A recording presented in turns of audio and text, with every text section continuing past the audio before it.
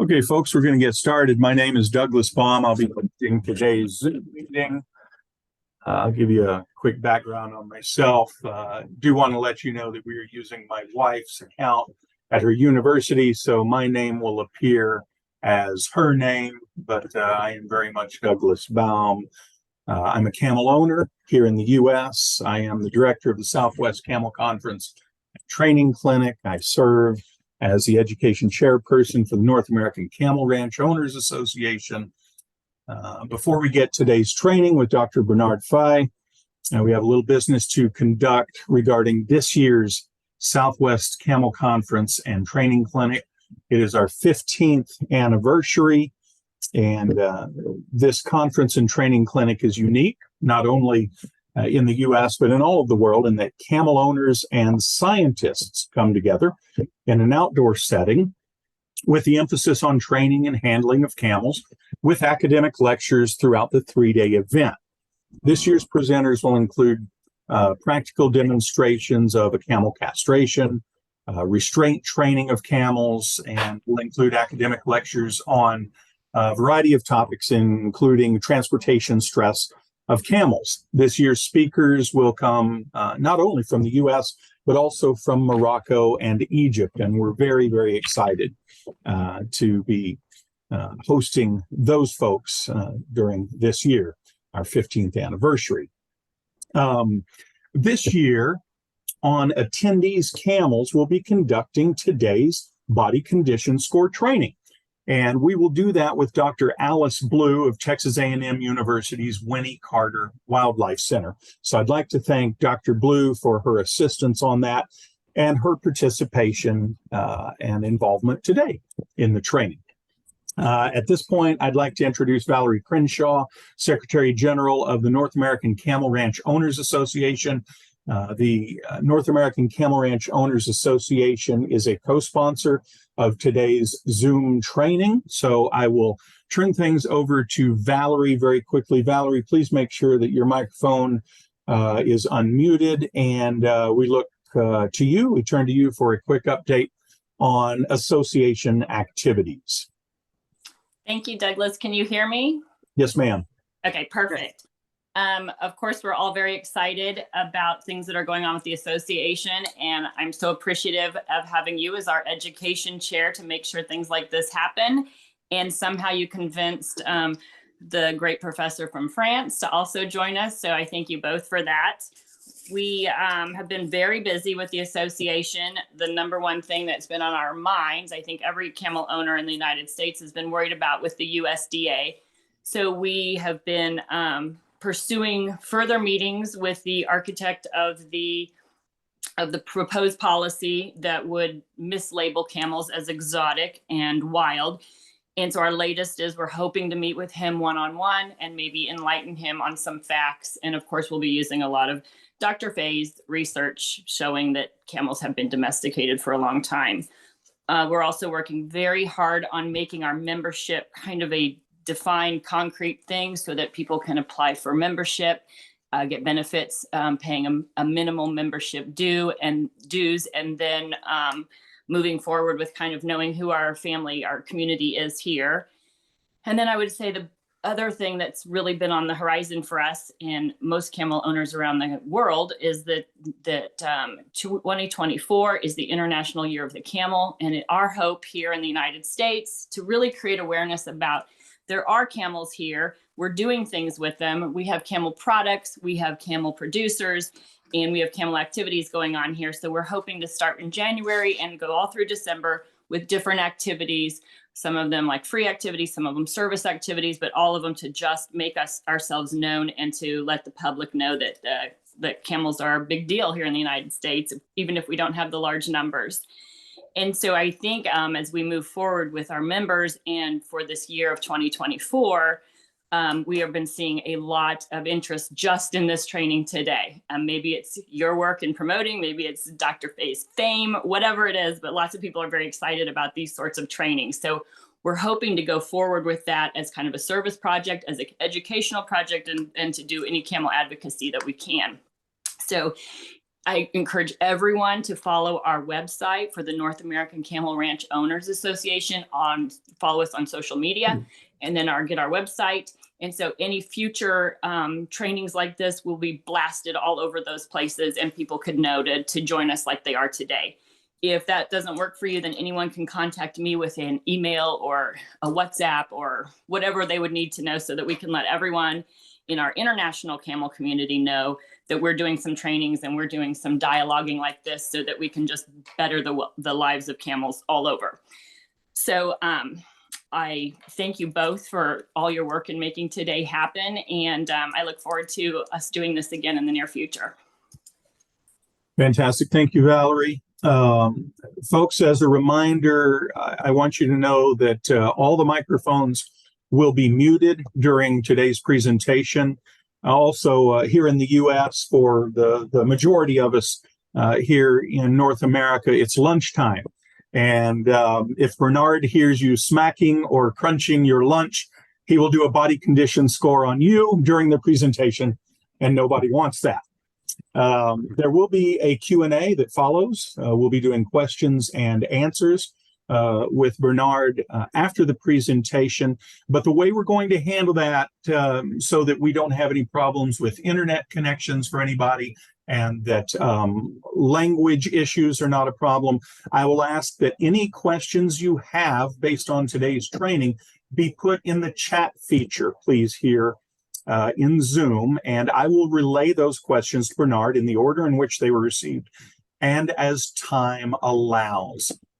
Everyone, please appreciate, those of you here in America, that Bernard is on Kazakhstan time, and it is a little after 11 p.m., and I promised him that I would have him in bed by midnight tonight. So we need to keep the question and answer section moving quickly, and I think by placing your questions in the chat feature, that will be the most efficient way to do that.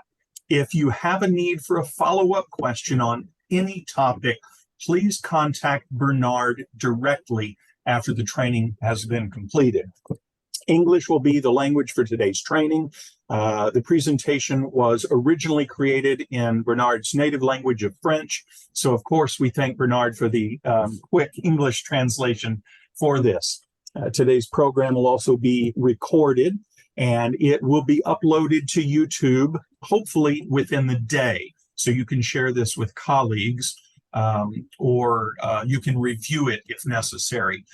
Camel owners, I would strongly suggest you take that YouTube link and share it with your veterinarian after that is up and posted, if they're not participating today in person. So now on to our speaker today and our instructor, Dr. Bernard Faye. He is the founder of ISOCAR, the International Society of Camelid Research and Development, and has been absolutely instrumental in uniting the international camel community. With experience in virtually every camel country in the world, no one is better poised than Bernard to conduct today's training. So, without further ado, I present Dr. Bernard Faye. Thank you. Thank you, Doug, and thank you for inviting me for this training.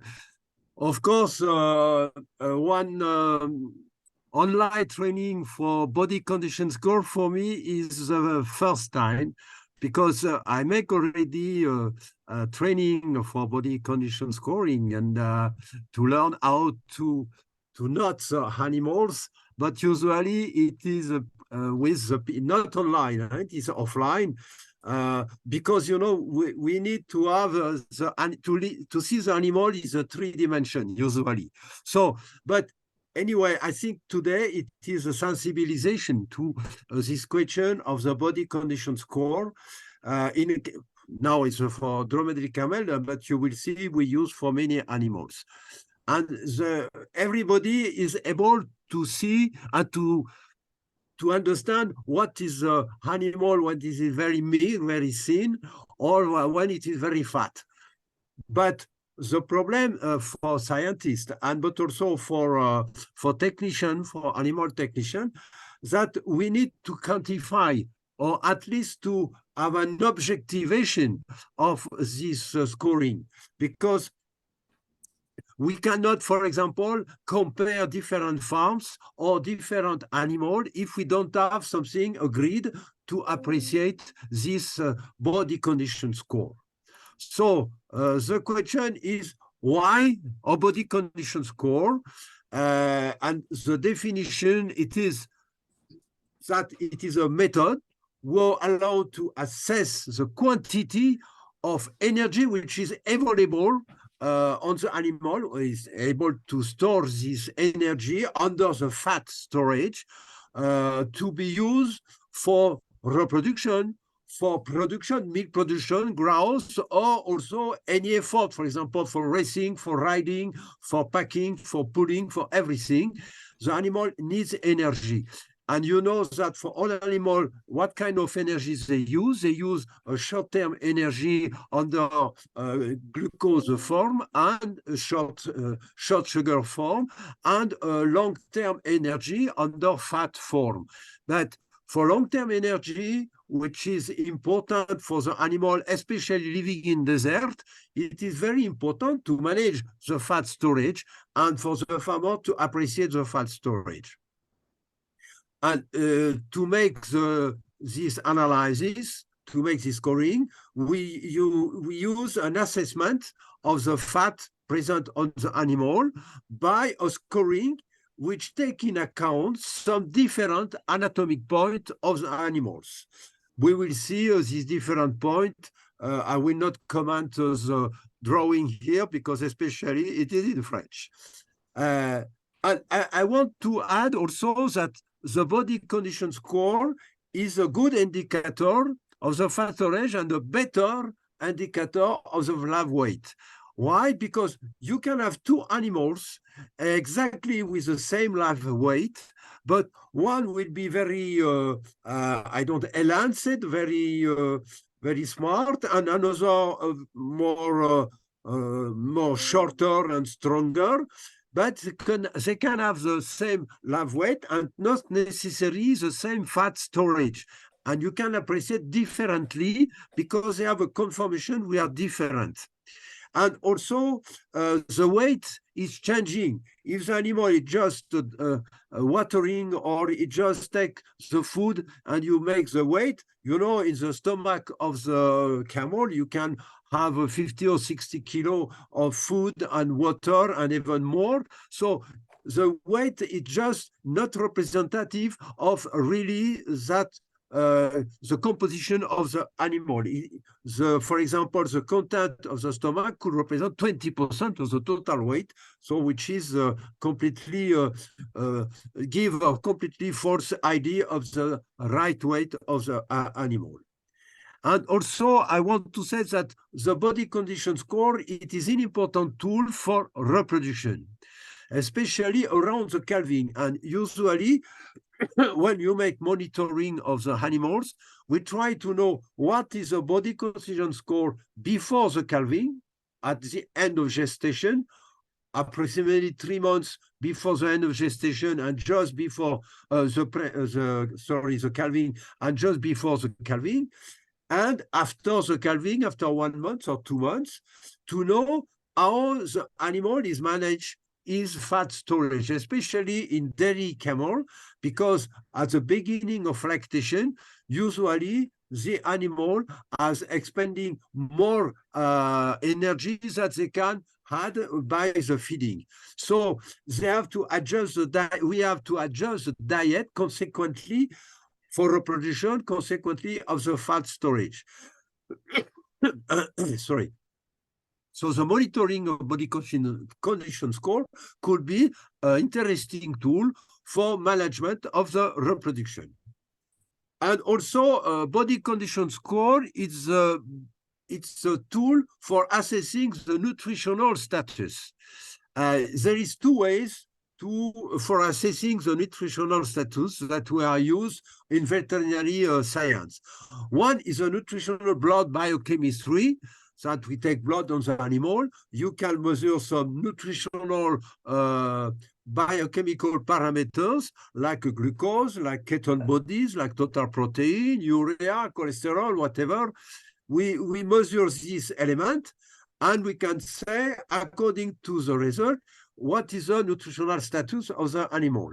But these parameters, they have an immediate interest.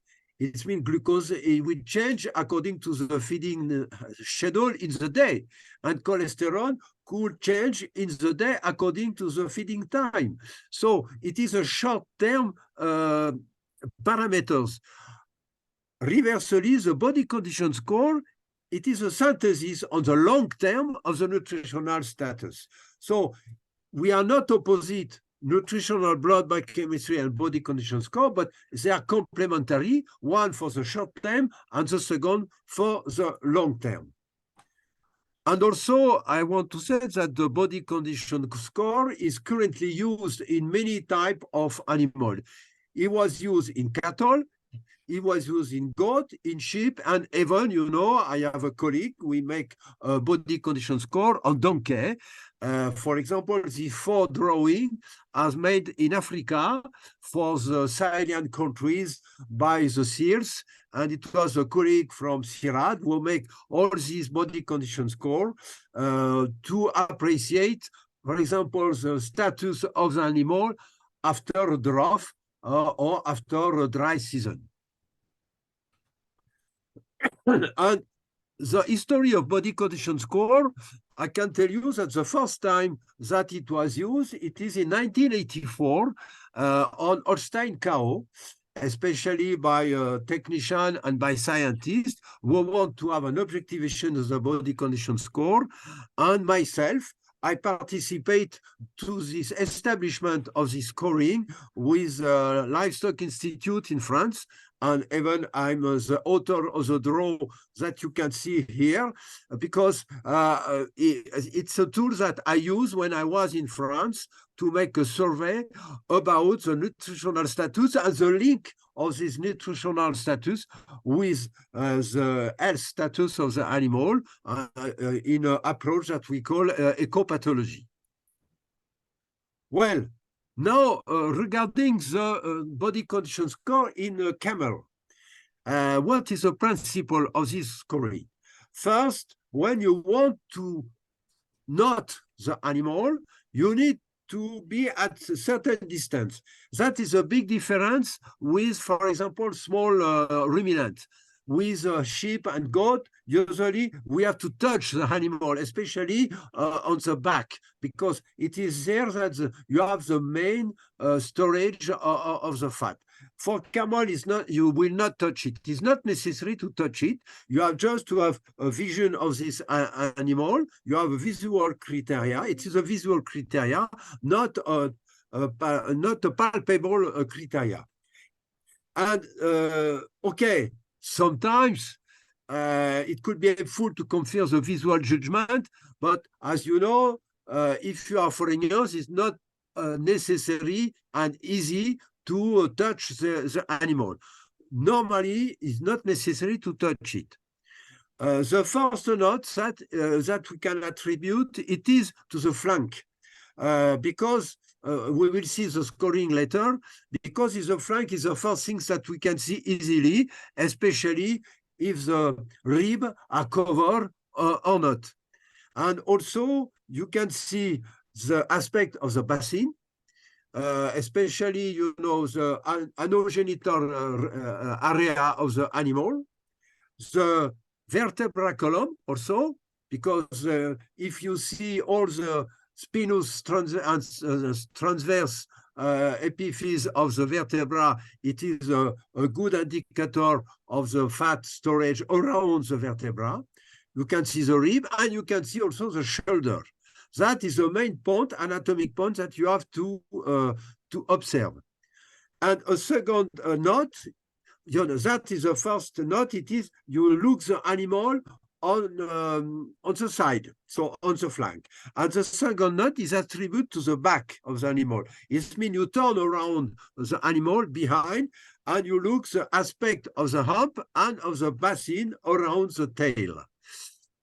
With these two visions, you can, for each region, you can attribute some global perception. And for all these points, you attribute 2 notes, one on the flank and one for behind, and you make the average. And you can have a global note. You will see between 0 and 5. And globally, we accept a half point of variability in the judgment. So that is a different point that you have to show, to observe when you see the animal, the process of vertebra, the ischial and coxal tuberosity, the hollow of the flank, the ribs, the shoulder, and the hollow of rectogenital zone.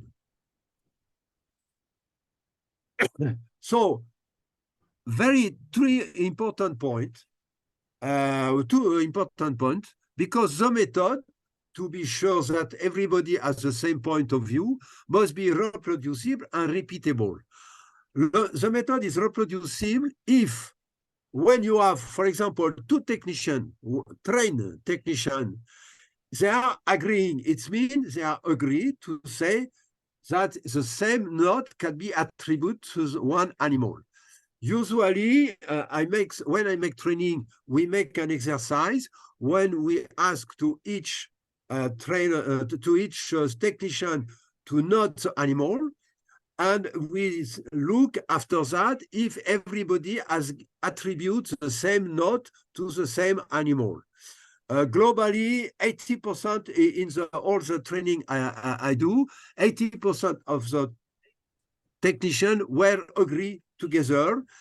And if you consider half a point, globally, 95% of the technicians are agree if they are well trained.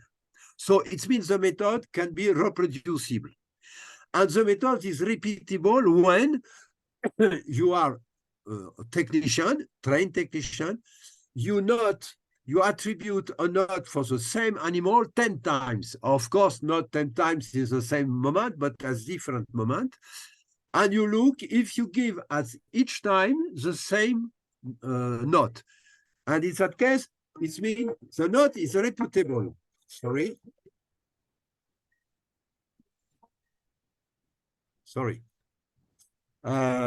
So it means you can repeat yourself the same note. And globally, the method is repeatable in 95% of the case if the technicians are correctly trained.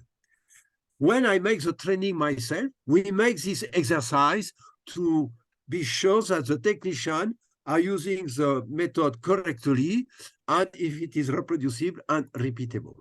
So now, what is the scoring itself? So normally the scoring is from 0 to 5. 0, globally there is no fat. The animal have only the skin on the bones, as we say. And 5, of course, it will be the very, very fat animal. And we will see some example.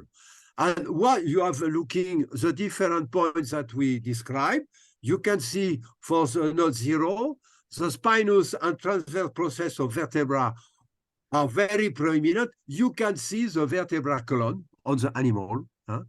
The shoulder here, you can see the peak of the shoulder. It is very prominent. The rib, you can count the rib of the animal. The hollow of the flank is very deep, very visible. And also the ischial and coxal tuberosity are very prominent. Even you can see, for example, the bones of the basin. And when you look the animal from behind, from the back, you can see a big hole in the rectogenital zone. It means like if you cannot, you can put the hand inside under the tail, because there is absolutely no fat inside. You can remark something also, there is no hump. I will discuss about the hump later. See, for example, the photo is very not good quality because the animal was very far when I see him. It was in Djibouti some years ago, a lot of years ago. I saw this animal which was affected by trypanosoma, and he lost practically all this fat storage. But it's not common to see animals so meager. Of course, after when you have not one, you will, all the elements are prominent, like the shoulder, the spinous process, the ischial and coxal tuberosity, they are still prominent, but little bit less than the former one. The ribs are still visible, but you can see that the whole of the flank has a better covering, and you can see still there is a smile, a very smile covering of the fat. And behind also on the back, you can see that the rectogenital zone has still a deep hole, but less important than the former one, corresponding to the node 0. For example, this one, I can say it's not one exactly, but myself, I will say it is 0.5, for example, a little bit more than the former image that we have seen, but it is limit between 0 and 1. Of course, you will see the fat storage increase at each step for the node 2, which become already a very common nodes that we can observe in nature. The shoulder and the ischial and coxal tuberosity are still slightly predominant. We can see still again, but the fat continue to cover all this place. So all of the flank is very slightly visible, and the rib also, everything is slightly visible. Okay, also on the back, everything is slightly visible, but is not exactly completely covered. For example, this animal, you can see, for example, here the tuberosity we can see here, this tuberosity, they are slightly visible. For the rib, it is a little bit difficult because they have the hair, but we can see some relief here, and you can see here the shoulder slightly covered. Now with the node 3, you can see also one animal with cover better all the body, because the shoulder is not prominent. The spinous and transverse process are not prominent. You cannot see the process. You can not see the whole of the flank, and also the tuberosity are well covered, and you can see that there is not deep hollow in the rectogenital zone. And for example, this one has a better cover. It's not exactly 3, we can say 2.5, for example. It's for that sometimes it's difficult to give a note precisely, because there is some, for example, you can have some imbalanced animal. For example, this one is very well covered on the shoulder, but not so much behind. So sometimes in that case, you know, if we look at the here, the rib, and you can see the shoulder, you can see, oh, this animal is 3.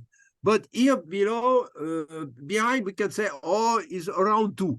In that case, you will give a note of 2.5. Of course, not 4. We can see the fat everywhere. The hump is growing. So I will not comment now. You understand the logic. And you can see this animal are fat. They are covered everywhere. You cannot see any part of the skeleton. Everything is covered. And of course, you have the maximum. You know, one of my friends make a joke about this camel compared to the perfume of Paris, you know, Chanel numero 5. So you have the camel numero 5, which is as not only cover, but you have it is obesity. And there is some case of obesity of camel, more and more, because especially in farming, intensive farming system, where the people, they consider that the animal has to be complemented and so on, and they forget that the camel is adapted to eat a very low nutritive food. And if you give high concentrated energetically and protein the food, you can have obesity on the camel and easily. But you can see, I want, thanks to Doug, because he asked me one day, but there is no scoring regarding the Bactrian camel. And for that, I start with my colleague here in Kazakhstan to expect to make a grid also scoring for Bactrian camel. The problem that we have to find a type of camel according to the different points, 0 to 5. So here in this photo, you can see a progress in the knot. But maybe we have almost all the information to make now a scoring regarding Bactrian, and I hope we will publish soon this scoring. And there is a difference between the Bactrian and the dromedary regarding the scoring. As you have seen before, when the dromedary increase of fat, the hump will become bigger and bigger. And when it lost this fat, the hump is melting. For Bactrian camel, the hump is not melting, it's falling. Also, owner of Bactrian camel, they know, you know, this one, when the animal has a big fat storage, he have a big arm very well, how do you say in English, stand up on the back. And you can see when it is, it lost the fat, the hump is falling down like an empty bag.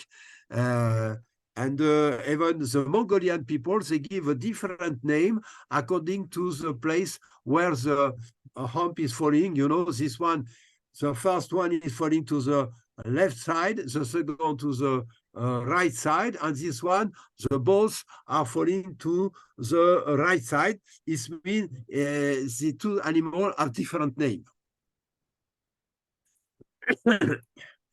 So the question is, can we estimate the hump weight of live animal? You know, the problem, why you can ask me why you don't include the hump in the appreciation of body condition score. Why? It's because you can have a genetic difference, which is very important between animals in the hump size. And the hump size is a good indicator for one individual. It means the individual lost fat, and when he will increase the body condition score, he will increase the quantity of fat in the hump. But the shape and the distribution of the fat could be changed from one animal to one animal. Globally, in normal animals, the hump fat could represent up to 80% of the total fat storage. But in some animals, even if it is very fat, it represents only 70% or even less. So it means the distribution of the fat in the animal could be different from one individual to another individual, and even from one breed to another breed.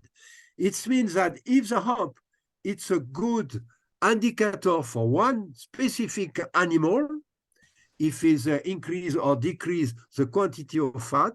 The problem that you cannot compare one animal to other animal. I have seen myself sometimes animal very thin, very meager, but with a big hump. The most beautiful example is a racing camel. The racing camel has been selected to have a small hump because, you know, it's difficult to run with back. So the people, they select animal with small hump. But even if they are good condition, the hump will be small. So it's difficult to integrate this hump, even if it's a good indicator, in the body condition score. But the hump is interesting because it's a unique animal able to store the fat in a hump on the back. At my knowledge, even the zebu, you know, in the zebu, it is not only a fat storage. The zebu, it is not, it is a muscle which is full of fat, but is not fat storage like for camel. So, but we can try to estimate the quantity, the weight of the hump on the live animal. And you can see on the photos the variability of the form, from almost zero hump up to big hump. So that I make this work now in Morocco for a long time. I try to modelize the hump, and I consider globally that the volume of the hump is like an hemi-ellipsoid. And I can measure the hump according to the length.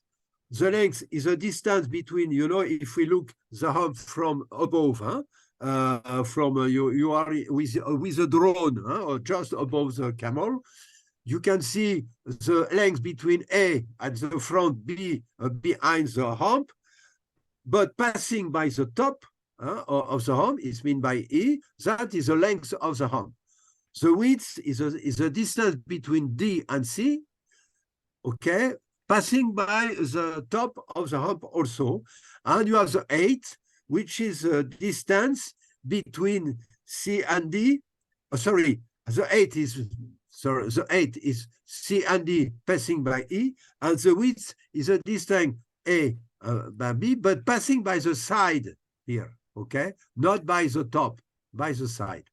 So when you have the length, the width, and the height, you can estimate the volume.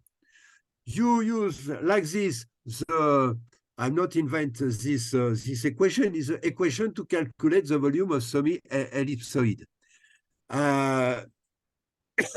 But you can simplify according to the that the each value is it's according to the p-value, you can calculate the semi-circumference, and by simplification, believe me, you can estimate the volume of the arm by the equation here, 0.07, multiplied by the length, multiplied by the width, multiplied by the height, okay?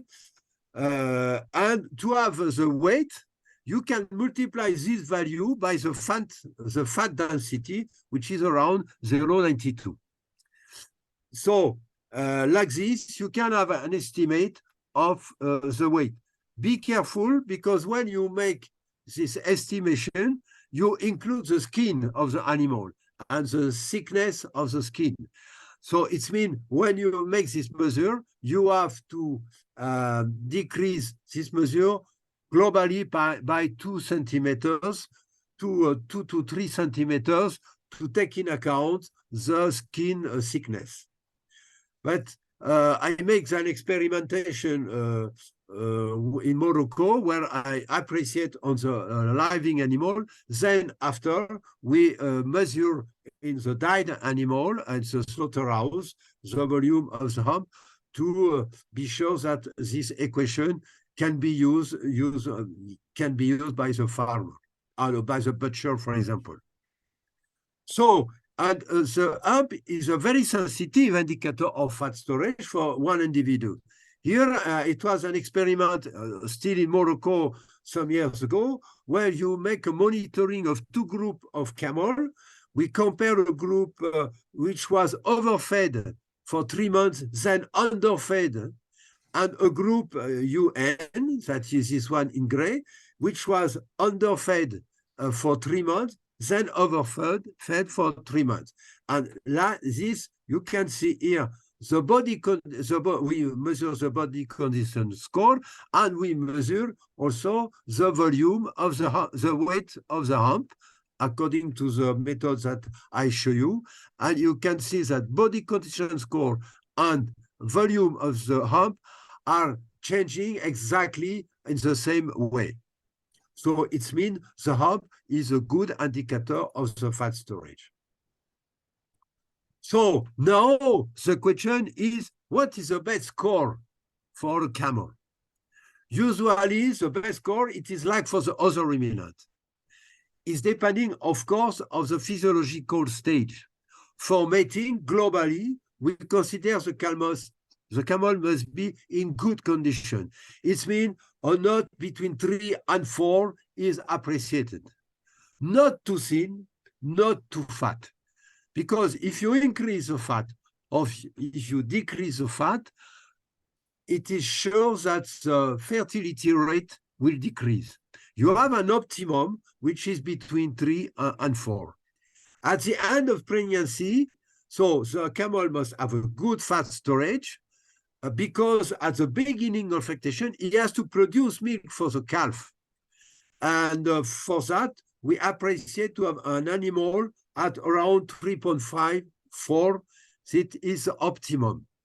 And at the beginning of lactation, usually the animal cannot be fed sufficiently to satisfy the energy lost by the milk production, especially at the beginning of lactation. So for that, the animal is normal. It will lose some weight, and the body condition score will decrease slightly.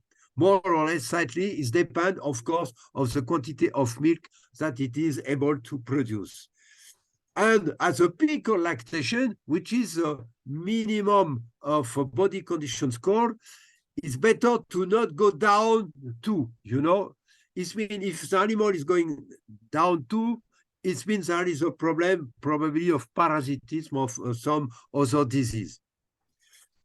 Of course, if you add a high concentrate with high concentration of energy, for example, you will improve the milk production, or you will improve the fat storage, because you know camel is not Holstein. In Holstein, if you increase as supplementation, she will increase the milk production, or not automatically, of course, there is a limit, but it will increase. In camel, if it was never selected for milk production, of course, it will increase the fat rather to make milk. So I make an experiment in Saudi Arabia, you know, regarding that. I increase supplement feeding by 100%, and I measure the fat storage and the milk production. Some animals increase milk production, but some animals increase only the quantity of fat in the hump. So it depends on the deviation of the metabolism. Well, what it means a low body condition score? It means below or equal to 2. It's because you have a shortage of food, as usually is very common.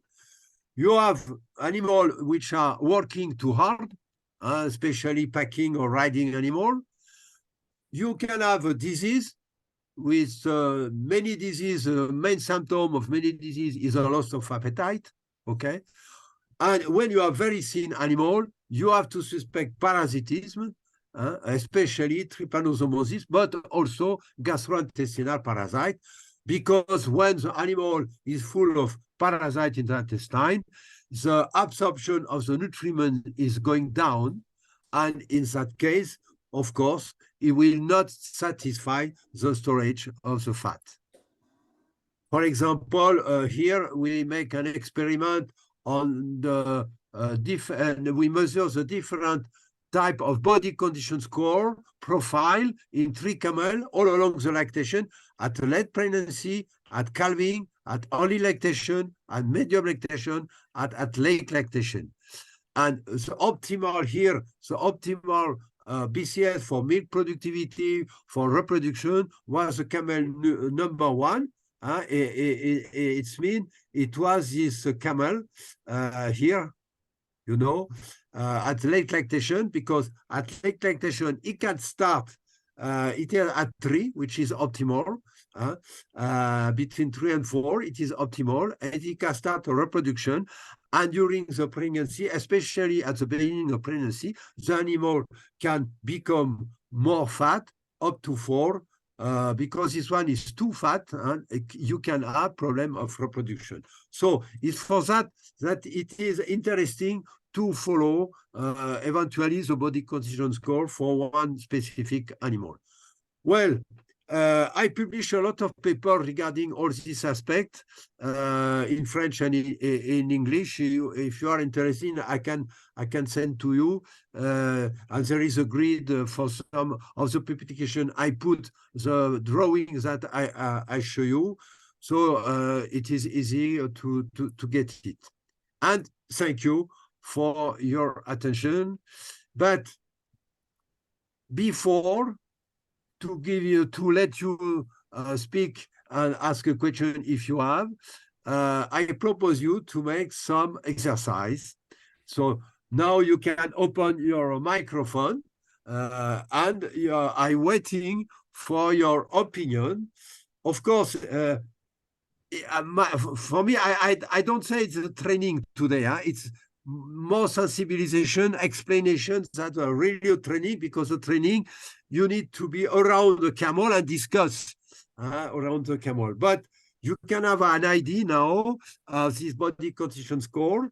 And if I ask you what is a body condition score of this camel, that you can see the photo here, what is it?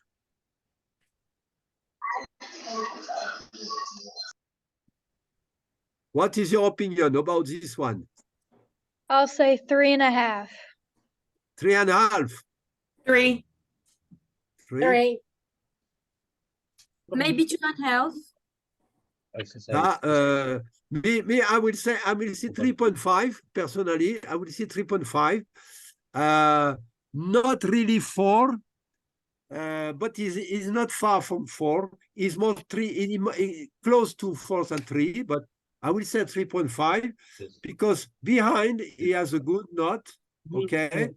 In the front also here, we cannot see the rib. We cannot see the protuberance. You cannot see the vertebra, but the hump could be bigger.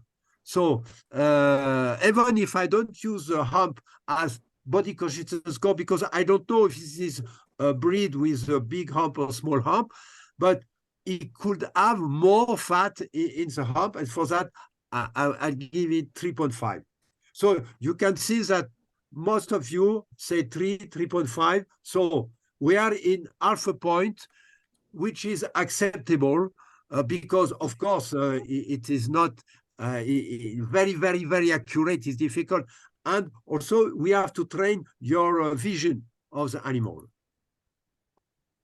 So this one, also. 2. 2. You are severe. This one is. I find you are severe.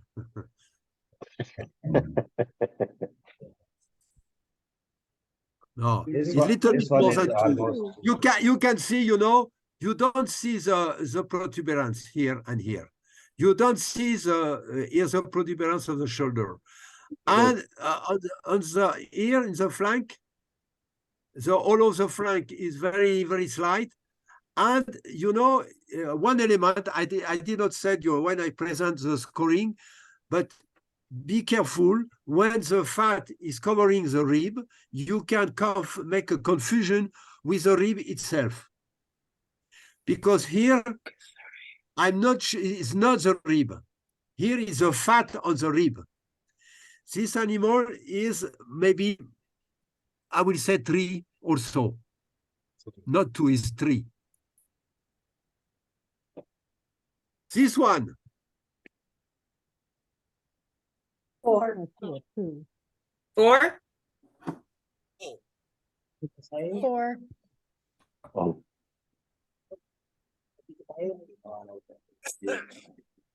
You see all of the flank here?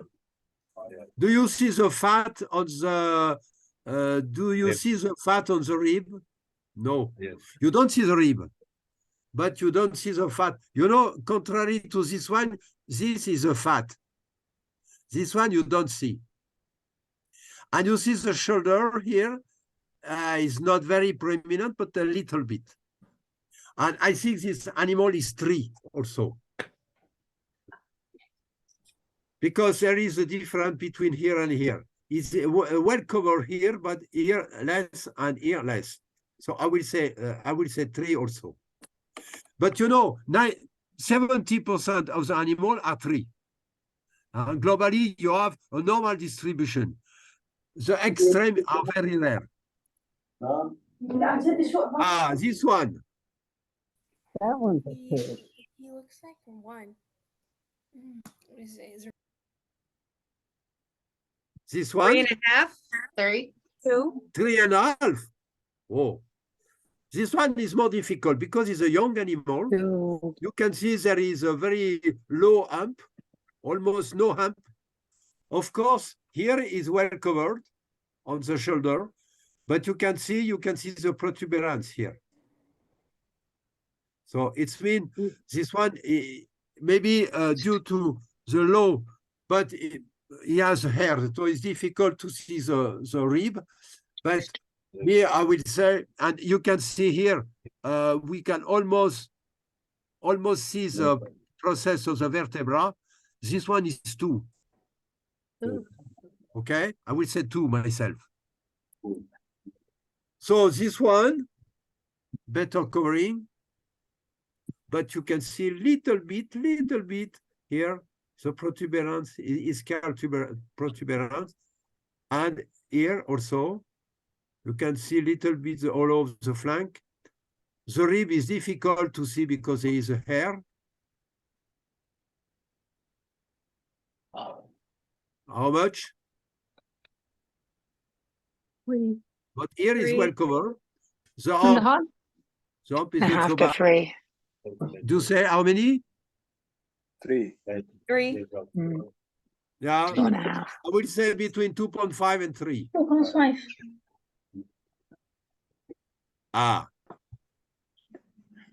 And this one, Looks like a 2 to me. this one is Adana breed from Saudi Arabia. It's a breed living in the mountain of Saudi Arabia, in Hejaz mountain. It's a Maybe small 2? size. Pardon? Maybe 2. You can see 2.4. this animal. He has points here. You can see the shoulder very well. You can see the rib. A little bit the process of vertebra. And here, this one is around 2.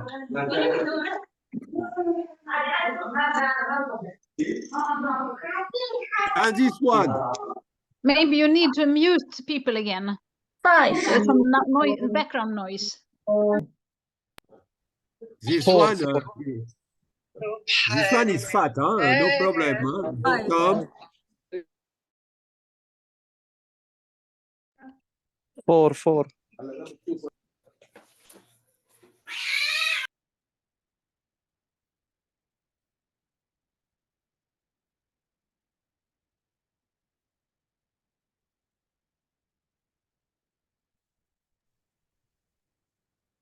Sorry about the audio there, folks. We had quite a cacophony of sound there coming from across the world. Bernard, I have asked you to unmute yourself again, please. Make sure that your microphone is working, sir. Yeah, you don't listen me? Yes, sir. Now we have you. I think we muted the cat. Sorry. We muted the cat and a couple of other extraneous sounds there in the meeting. Okay, and so I almost finished. I have 1 or 2. I don't remember exactly, but and this one, you know, this one is just it is interesting animal because you have almost no hump. We can see the rib. We can see the protuberance of the basin. You can see the all of the flank, the shoulder. You can see almost the vertebra are almost covered. This one is difficult because it appears relatively thin, okay? But maybe it's because you have no hair. Maybe we have the tendency, that is a problem. We have a tendency to, to overknot, to give overknot when the animal is covered with fur, of course. And that is the difficulties that we have with Bactrian. I don't say that, but in Bactrian, if we want to knot the Bactrian, it's better to knot in summertime after we take out the fleece. Otherwise, it's very difficult. And during winter, you have a bowl of hair, and it's very difficult to see the animal is very thin, except the falling down of the hump. But this one, myself, I will say 2, but it is very difficult to knot it.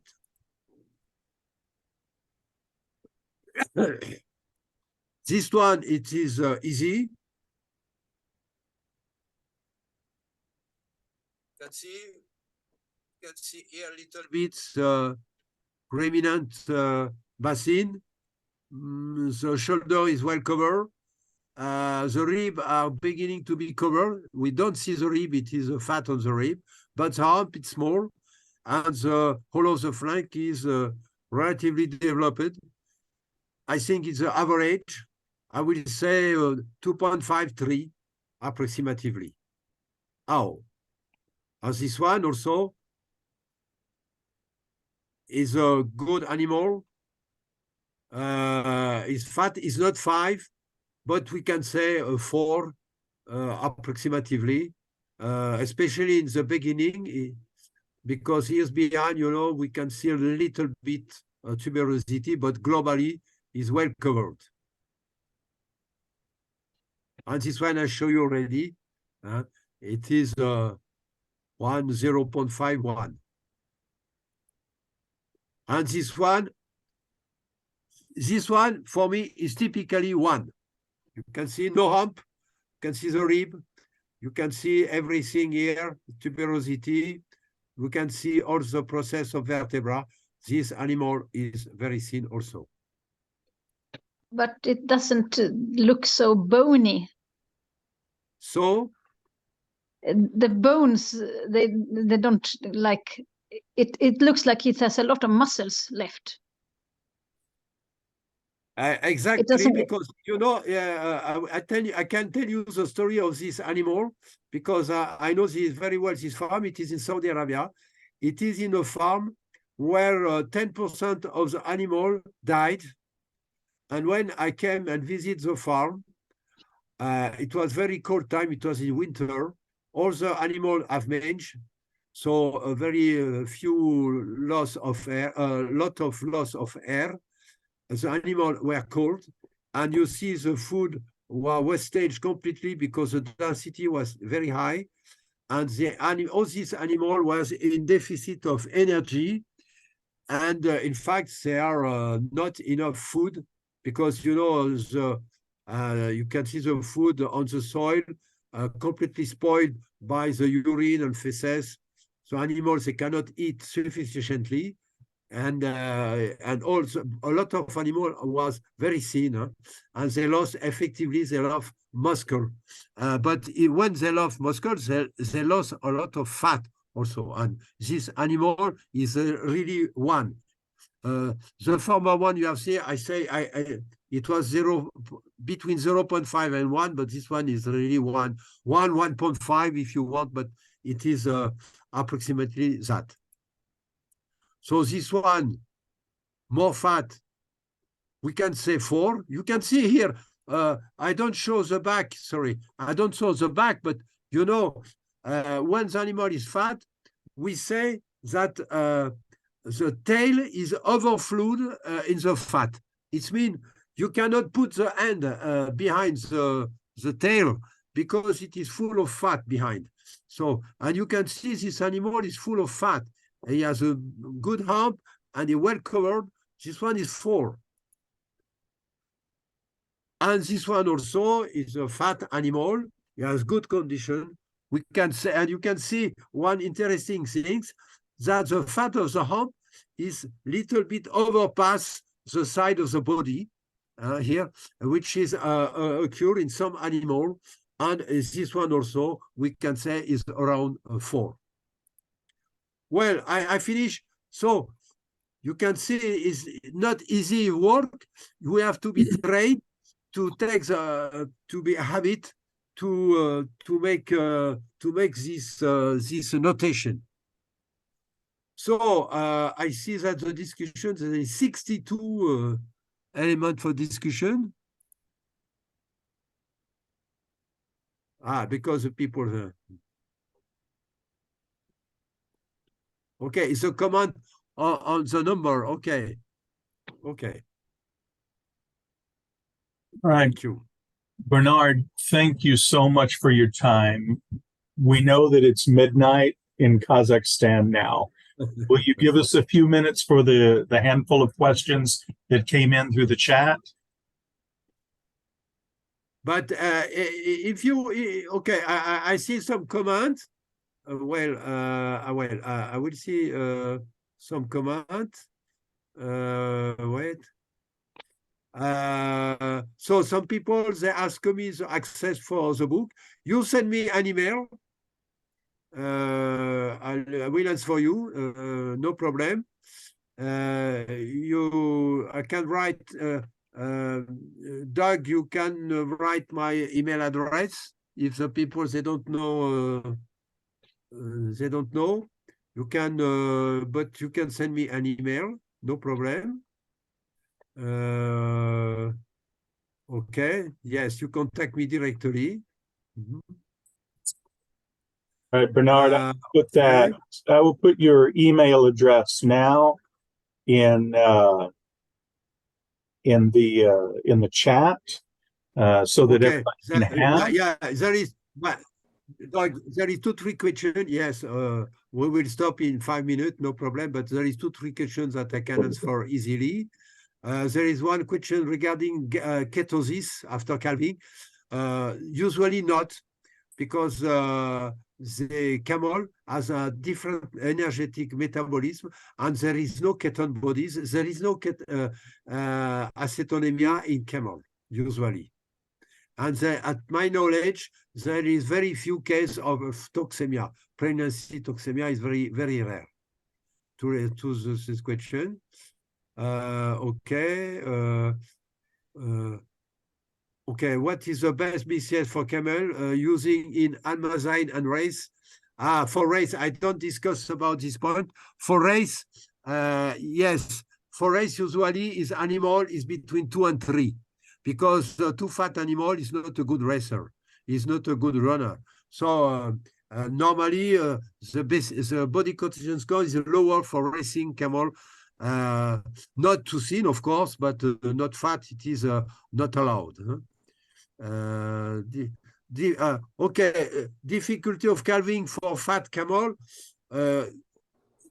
not necessary, because there is no gene, Cular gene, you know. It's not Charolais or it's not Bleu Blanc Belge, the animal with a big ass. You know, like the camel has the shoulder could be bigger than the behind. So there is dystocia is not very common, and the fat animal are not necessarily more problem. Okay. Okay, thank you. Paper. If there is an impact of body composition score on milk composition, that is a good question, but I'm not sure that we have explored this point. And I don't have the answer, because I never seen any people working, any publication on it, but I don't know all the publication, of course, but probably there is an effect, but I don't know, probably on the fat composition, of course, but I'm not sure that it is a very easy to answer. Well, that it was just only the question, the first question. For the other things, it needs more time. So you can contact me directly if you have any other question. If you want some publication, also I can send to you, no problem. Fantastic. Dr. Faye, thank you so much for your time. We would like to thank everybody for joining from across the U.S. and internationally as well. Again, to echo what Bernard said, if you have future or additional questions, you can contact him directly. I have placed Dr. Faye's email address in the chat. It is bjfaye50@gmail.com. Let's all be respectful of Dr. Faye's time and the time change from wherever you may be to wherever he is. It's now time to let the old doctor go to sleep. Bernard, thank you so much for your time and your expertise. Thank you for everybody. Yes, sir. Folks, we will Thank you. hopefully have this presentation up on YouTube. It will be on my personal YouTube page. That is Douglas Edward Baum. Douglas, Douglas, Edward, Edward, Baum, Baum. If that doesn't happen today, it'll hopefully be up tomorrow. The entire presentation will be up, no edits, with all of the great information that Dr. Faye shared with us again. So everybody, thank you so much for your time. And please be looking for future trainings in conjunction between the Southwest Camel Conference and Training Clinic and the North American Camel Ranch Owners Association. Thank you all so much. Have a wonderful day and or night. Thank you. And good night for me. Goodbye, everybody. Goodbye.